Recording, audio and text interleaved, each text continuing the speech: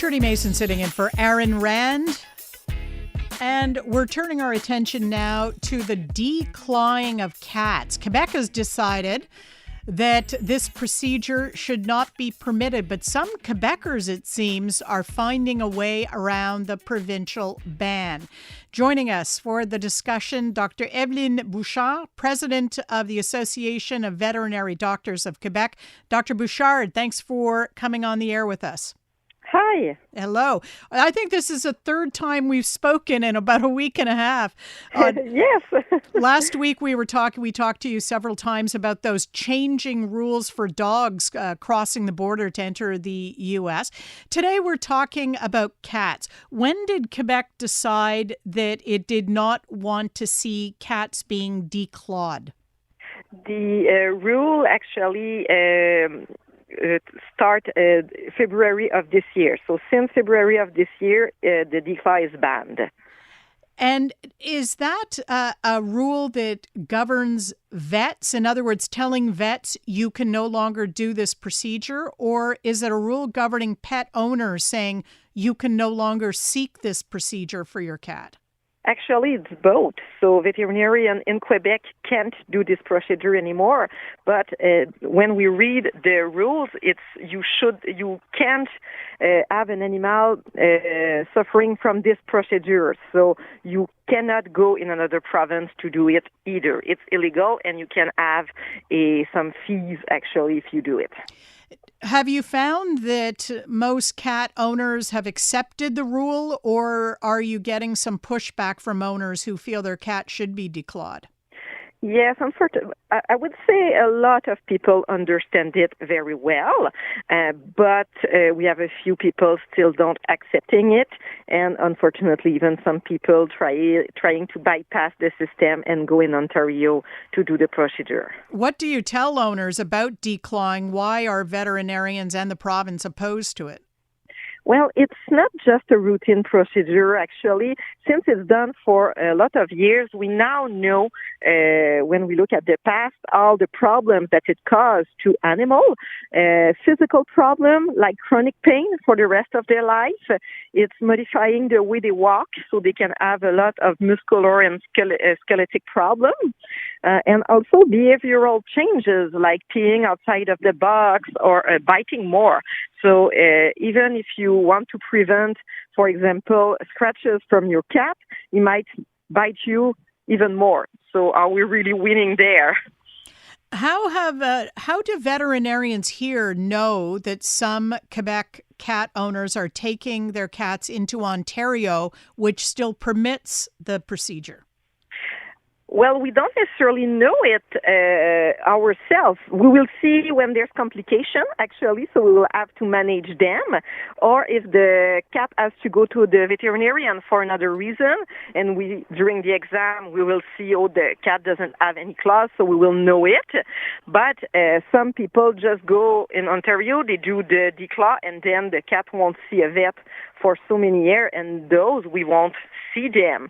And those are the problem, because no one will be able to report them and ensure that the law is actually followed. Is the onus on veterinarians to report owners who've had this procedure done on their animal in Ontario? Is that something that vets are obliged to do, is blow the whistle? Yes, if we see a cat that is declawed for no medical reason, after the law was passed, we have to report them. And you mentioned there are some fines involved for the owner. How big are the fines? Well, the last time I read it, it was $2,000, which is a big fine. To your knowledge, since the rule came into effect earlier this year, has anyone been fined? Do you know whether any of the cases have led to a fine? So far, not that I know of. Last time we heard of it, there was cases reported. Some were still under analysis, and some were justified medically or done before the procedure was banned. So those were legal. What might medically justify a declawing here in Quebec? It will usually be very rare. Usually it might be a couple of claws, but not all of them. For example, a cancer of the bone in a digit or a big infection, a fracture, but usually it won't be all the claws that will be removed. So the removing of all the claws will be very, very rare, and I would say some immune-mediated disease that will attack the claws might justify it, but it's something that you see like once in a lifetime. It's not something that we see often.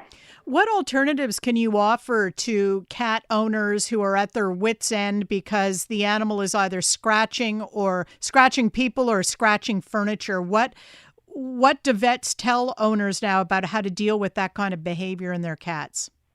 First, if you really want a quick, short resolution, a quick, short solution, you can put some plastic guard on the claws that will prevent the claws from scratching, actually. So even if the cat is scratching, it won't hurt the furniture or the people. So that's the quick solution. And then if you want a long-term solution, behavioral change with your cat. For example, if he is scratching the furniture, it's to have places where he can do his claws.